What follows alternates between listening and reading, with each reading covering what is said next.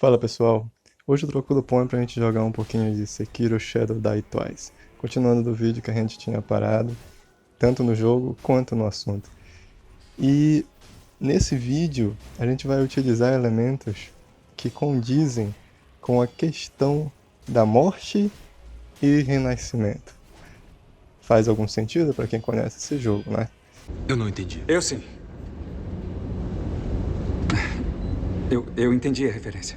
E é justamente por conta destas condições que vai ser explicado as razões e os motivos pelas quais as pessoas elas se enquadram dentro destas condições de divisibilidade social, de divisão social, baseada em castas, e elas permanecem nessa divisão social, com base nas suas crenças, com base na sua cultura, com base nas suas tradições. Espero que vocês gostem. A Índia tem 1,1 bilhão de habitantes, dos quais 83% são hinduístas. 900 milhões de seguidores na Índia e 100 milhões em outros países fazem do hinduísmo uma das grandes religiões do mundo. Então você tem três aspectos comuns para definir o hinduísmo. O primeiro deles seria o Dharma. O Dharma, ele remete basicamente ao caminho da justiça. O significado dele seria a maneira correta, o comportamento adequado.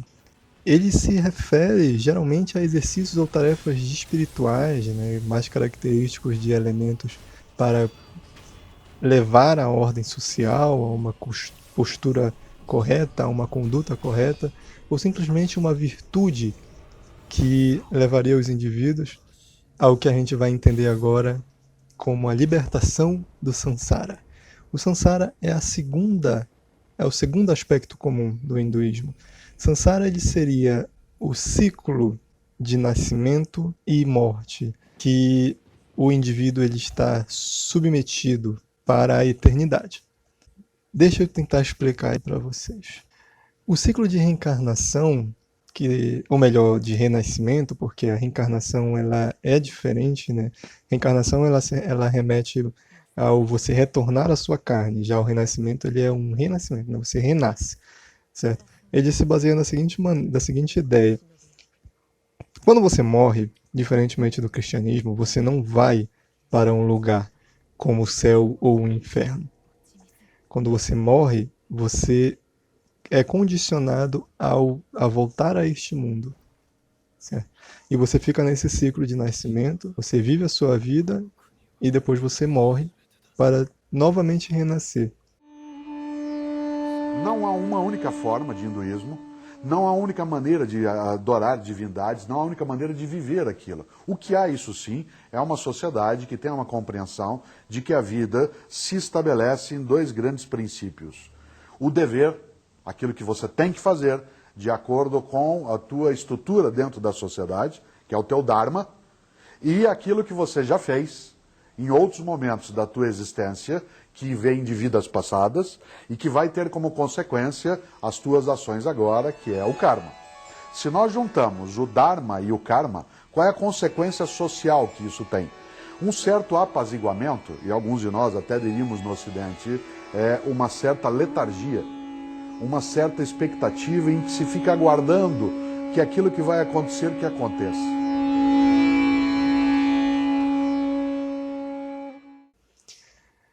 E a noção de céu e inferno, elas se caracterizam no nosso próprio mundo. Entende? O céu e o inferno, para eles são presentes aqui na nossa realidade. Eles estão em condições ao indivíduo. Certo? O indivíduo ele pode viver em diversas situações que caracterizariam o inferno ou o céu, dependendo das suas condições de vida, que vai ser referente ao karma, que é o nosso terceiro elemento aqui, que caracterizaria o hinduísmo, né? A cultura hindu. E o karma ele é interessante porque o karma ele é uma energia vinculada ao indivíduo, seguindo as suas decisões e escolhas diante da sua vida. Karma literalmente quer dizer ação. A palavra karma, em tibetano é le, em sânscrito karma, quer dizer ação, agir. Então, karma quer dizer eu faço uma ação e essa ação ela vai trazer um resultado. Então, é ação, condição e resultado. Essa é a lei do karma. Quer dizer que tudo o que eu disser, tudo o que eu pensar, todas as decisões que eu tomar, todas as ações que eu fizer de corpo, palavra ou mente, são como sementes que eu vou plantar, que no momento no qual tiver a água, a terra, o sol, vão dar os frutos, que são os resultados. Então, todas as ações que a gente faz no momento presente, elas são uma causa para algo que a gente vai experimentar no futuro, e são ao mesmo tempo uma condição que eu estou fazendo para amadurecer uma causa que eu criei no passado. E é justamente por conta do karma que o indivíduo, que ele vive num céu ou num inferno, como um karma negativo ou como um karma positivo. Se você foi uma pessoa que em vidas anteriores você praticou o bem, você seguiu o Dharma, você seguiu o caminho correto para melhorar, para ascender o seu karma, posteriormente, no próximo nascimento, você viria a viver em uma vida bem mais agradável, uma vida bem mais tranquila, uma vida mais pacificada, uma vida com um pouco mais de prestígio social. Estão entendendo mais ou menos a referência? Então, o karma, ele é essa força que vai direcionar o indivíduo na hora da morte a um renascimento mais prestigiado, né, com uma vida futura mais prestigiada ou sofrida. A lei do karma é aquela lei que ajusta a causa e o efeito. Ou seja, todo bem ou mal que tenhamos feito numa vida anterior virá trazendo consequências boas ou más para esta vida próxima. Isso é algo extremamente interessante para a gente entender. Várias filosofias e várias religiões se adequam a esta noção do karma, como por exemplo o budismo, o hinduísmo e o jainismo. Só que há algumas diferenças nessas noções para essas definidas religiões. O próximo aspecto comum do hinduísmo é a Trimurti. É como se fosse os três principais deuses representantes da soberania da religião. Então, Brahma, ele seria o principal deus da Trimurti, né? O primeiro deus da Trimurti. Ele representa a criação do universo. Ele seria o deus criador do universo, certo? E isso é muito interessante para a gente compreender a visão cíclica entre os deuses da Trindade do hinduísmo. Como é que acontece isso? Depois que Brahma cria o universo, ele permanece em existência por um dia de Brahma. E esse dia de Brahma ele é aproximadamente 4 bilhões 320 milhões de anos em termos de calendário hindu. É muito tempo. Mas vocês vão entender o motivo disso. Enquanto Brahma dorme, após o fim do dia de criação, né, o mundo e tudo que nele existe é consumido pelo fogo. E quando ele acorda de novo, ele recria toda a criação e assim sucessivamente até que se complete 100 anos de Brahma. E quando Brahma termina de criar, né, de compor o universo, ele dorme e aí o universo vai retornando a um estado de destruição, até que Brahma retorne a acordar para recriar novamente o universo. Então, o universo, segundo essa percepção oriental, ele tem essa condição de criar-se e destruir-se em tempos, né? Isso é até um pouco lógico dentro dos cientistas da astronomia, pois eles compreendem que o universo ele ainda está em expansão, e quando ele chegar no limite, ele irá regredir novamente, retornar ao ponto inicial para depois expandir num novo Big Bang. Então fica nesse sistema de contração e expansão, contração e expansão.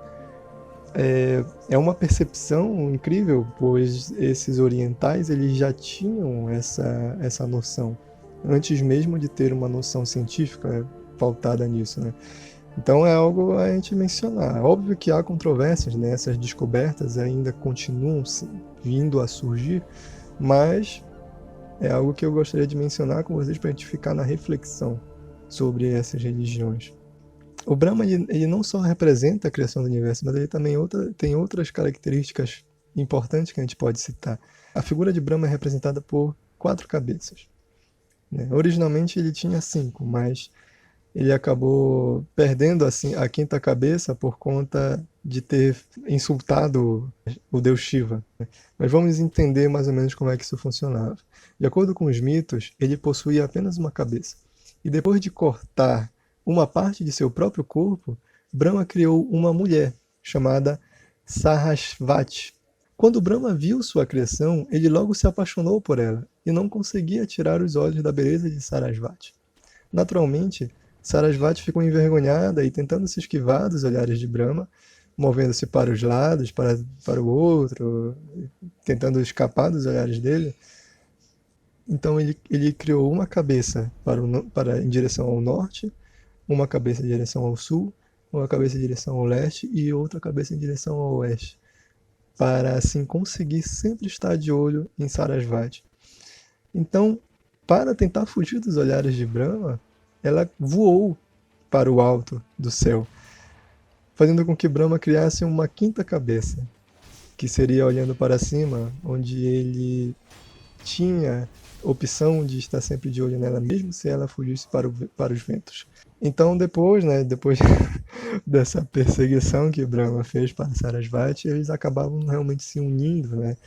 E deles nasceu Swayambhuva Manu, o pai de todos os humanos. Espero ter pronunciado bem, né? Um pouco complicado de pronunciar esses nomes, mas a gente vai tentando. E continuando a descrever a imagem de Brahma, ele carrega nas mãos uma flor de lótus, um cetro, uma colher, um rosário e um vaso contendo água benta e os Vedas. Os Vedas eles seriam basicamente os textos sagrados dos hindus. Veda é uma palavra bonita que quer dizer apenas sabedoria. Então são os livros da sabedoria daquele povo. Muito tempo depois foram escritos outros livros que comentam e explicam os Vedas. Eles são os Vedanta e os Upanishads. E o Vedanta e os Upanishads são o princípio filosófico do hinduísmo. É aquilo que os filósofos sentaram, leram os livros sagrados e decidiram que era a base filosófica do hinduísmo. Brahma, por muito tempo, foi considerado o maior deus do hinduísmo. Mas, com o tempo, as venerações dos adeptos, né, dos religiosos, foram se dividindo com os outros deuses, né, com os deuses Krishna e Vishnu, pegando boa parte da devoção popular. E a importância do deus Brahma acabou caindo um pouquinho. Atualmente ele não é mais comumente reverenciado de forma independente, mas somente como membro principal da Trimurti, né, que seria o Brahma, Vishnu e Shiva. As lendas sobre Brahma não são tantas nem tão ricas quanto de Vishnu e Shiva, né? Para vocês verem quão rica é, porque para mim isso aí já é muito, muito incrível, cara. Mas realmente, a dos outros deuses ela acaba sendo um pouquinho mais, tendo um pouquinho de grandeza a mais. E agora vamos falar desses outros deuses, né? Começando por Vishnu. Enquanto Brahma ele é representado pela criação do universo, o Vishnu ele representa a sustentação do universo criado por Brahma, certo? Nas representações que ele aparece, é muito comum você ver ele flutuando sobre as ondas em cima de um deus serpente, chamado Neshnag. E essas ondas elas representam o vazio infinito do universo. Ele possui 4 braços, onde em cada um deles ele segura um dos seus atributos divinos, uma concha, um disco de energia, uma lótus e o seu cajado. A concha se chama Patsijanya e possui todos os 5 elementos de criação: o fogo, o ar, a água, a terra e o éter. Quando se sopra nessa concha, pode-se ouvir o som que deu origem a todo o universo, o Om, que é referente ao mantra principal das religiões orientais, o som do Om. O disco de roda de energia de Vishnu se chama Sudarshana e representa o controle dos 6 sentidos, servindo de forma de arma para cortar a cabeça de qualquer demônio. O lótus de Vishnu se chama Padma, é o símbolo da pureza e representa a verdade por trás da ilusão. Ele é uma flor que se manifesta em cima do lodo, né? Eu vou botar uma foto para vocês entenderem basicamente essa singularidade com a imagem da flor. É uma flor muito bonita, por sinal, e ela se manifesta em cima da sujeira. E isso representa justamente a condição, não só do karma, mas quando a representação da busca por cumprir o Dharma. Porque mesmo diante de um mundo de sujeira e de poluição, você ainda consegue encontrar a pureza. E isso é uma grande simbologia das religiões orientais.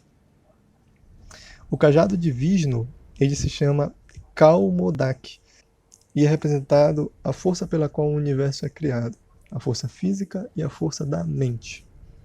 Segundo o hinduísmo, Vishnu vem ao mundo de diversas formas diferentes, chamados de avatares, que podem ser humanos, animais ou uma combinação dos dois. Todos esses avatares aparecem ao mundo quando um grande mal ameaça a Terra, no qual existem 10 avatares diferentes de Vishnu. Dos quais 9 já se manifestaram no nosso mundo, como, por exemplo, Rama, Krivexa ou Krishna, o Buda, Siddhartha Gautama, ou Iluminado, e alguns outros mais conhecidos. Há, né, uma percepção muito mais pé no chão, digamos assim, né, entre aspas, das histórias budistas. Mas também há uma mística muito grande em cima da história de Buda, do Siddhartha Gautama. E essa mística principalmente se dá por conta dessa presença de Vishnu, como sendo uma manifestação desse Deus na forma de um homem que alcançou a iluminação. E isso é algo interessante para a gente entender, que eu vou explicar para vocês daqui a pouco, o que é essa tal dessa iluminação. Então existem outras manifestações de Vishnu, né? Tartaruga, peixe, javali. Então é por isso que a gente não se surpreende quando a gente vê a figura de alguns animais sagrados dentro dessa cultura oriental.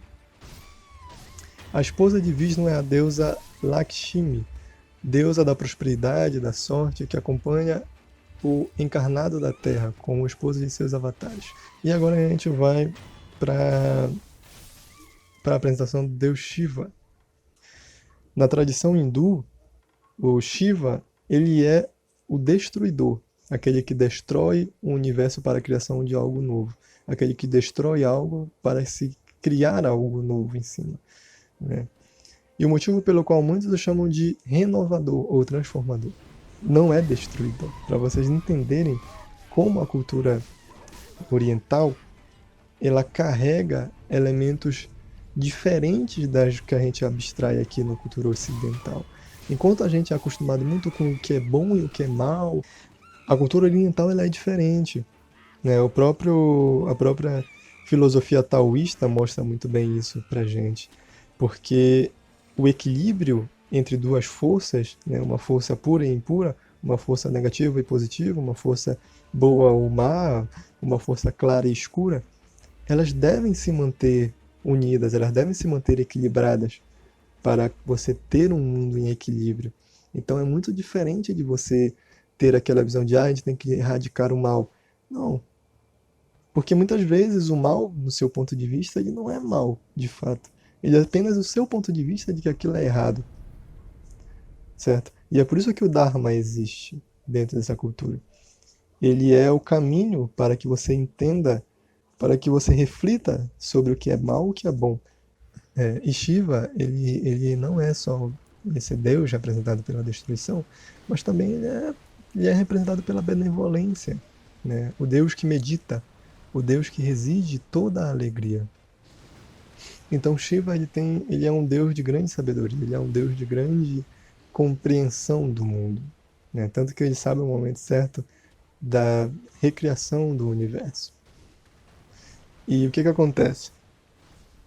Sabendo sabendo da sabedoria de Shiva, justamente por ele compreender que existe uma necessidade de recriar o universo quando ele não deve mais permanecer, o rei dos demônios, ele decidiu então enviar uma cobra Naja para matar Shiva enquanto ele está no mundo como um avatar. Só que aí a cobra ela acaba sendo dominada por Shiva e ela acabou se tornando uma das suas companheiras mais fiéis. A serpente de Shiva, ela simboliza também o domínio da morte. Ou seja, Shiva consegue dominar a morte, consegue dar a volta por cima da morte sem ter medo dela, para assim utilizá-la como uma aliada. Entende? E isso é um ensinamento dos orientais, né, de você superar o medo da morte. Porque temer a morte é uma forma de desviar você do caminho do Dharma. O Shiva ele seria o ponto final e, de certa forma, o também ponto inicial dessa criação e destruição do universo. Certo? O que acontece? Depois que Shiva aparece para destruir o universo, Vishnu se encontra dormindo e flutuando no oceano primordial. Como eu disse, seria considerado o vácuo do universo, seria considerado o universo vazio. E quando o próximo universo está para ser criado, Brahma aparece montado numa flor de lótus brotada no umbigo de Vishnu. E assim ele recria todo o universo, que será mantido por Vishnu.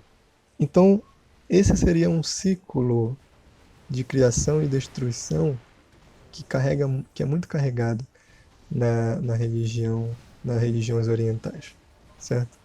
E é nisso que se representa a postura religiosa dos hindus. E é dessa maneira que a gente reflete sobre as castas. O que motiva, o que posiciona os indivíduos a permanecerem no seu posicionamento referente à sua casta, mesmo que seja a casta mais inferior de todas, é justamente porque eles têm a visão de que há, nisso tudo, uma culpa neles mesmos, entende? Eles têm aquele sentimento de que se eu vivo nessa realidade, se eu estou nessa casta, é porque em vidas anteriores eu provavelmente fui uma pessoa que fugiu dos ensinamentos do Dharma. Eu fui uma pessoa que me afastei dos ensinamentos. Eu fui uma pessoa que não viveu a vida da forma como ela deveria ter sido vivida. Eu não pratiquei o bem, a dádiva de estar vivo.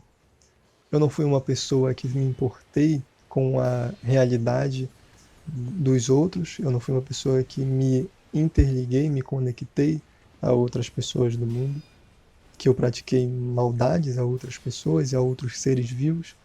E isso diminuiu o meu karma ao ponto de que nesta existência eu me encontro dentro desta casta.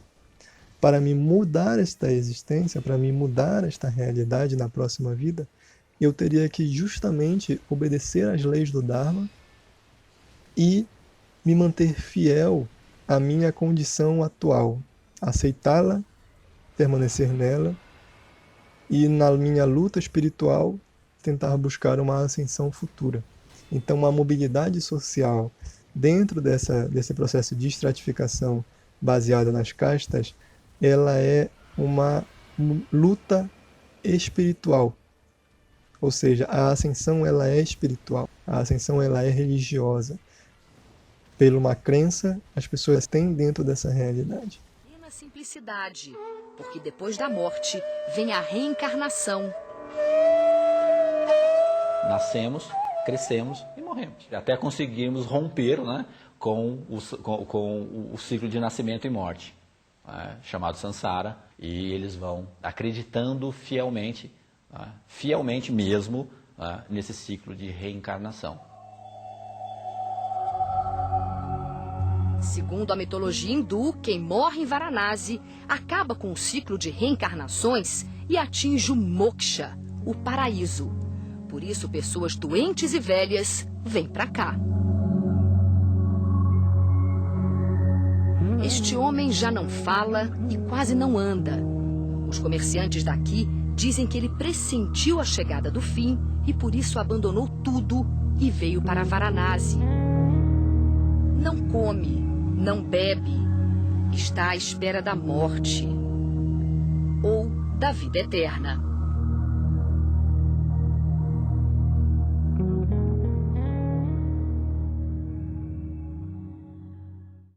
Na verdade, isso que eu apresentei a vocês, o mínimo do mínimo. É o básico do básico para a compreensão total dessa religião. Né? Eu apresentei 3 deuses para vocês. A religião hindu, segundo os textos sagrados deles, ela apresenta milhares de deuses. Há quem diga que há um deus hindu para cada ser existente no mundo. Então é uma cultura realmente muito rica. Né? A crença do hinduísmo, tanto do hinduísmo quanto do budismo, elas se mesclam com muita facilidade a outras culturas, a outros costumes de outras sociedades. Não à toa que o hinduísmo é, de fato, a terceira maior religião do mundo. E isso pode ser até interessante, pode ser até algo surpreendente muitos de vocês, que pouco ouvem falar sobre essa religião. No próximo vídeo, a gente vai continuar esse assunto, mas agora a gente vai falar um pouco sobre o budismo. Porque o que acontece? No budismo, houve uma tentativa dentro das pessoas das castas mais baixas, principalmente referente aos intocáveis, uma busca por quebra das suas condições de estratificação em castas. Né? Levando em consideração que foi no budismo que você encontra a maneira de quebrar o samsara. Né? O próprio Buda foi o indivíduo que trouxe os ensinamentos para a condição de ascensão à iluminação, que quebraria o samsara, que seria o ciclo de existências, para você ascender espiritualmente a um outro universo, a um outro reino, uma outra realidade superior. Então isso quebraria com essa questão de permanência em uma casta definida. Mas isso a gente vai ver num vídeo futuro. Então é isso, pessoal. Eu espero que vocês tenham gostado desse início. Próximo vídeo a gente continua aqui com Sekiro, para a gente falar um pouco sobre o budismo. E quem sabe falar um pouquinho também sobre as sociedades do Japão. Espero vocês no nosso próximo vídeo.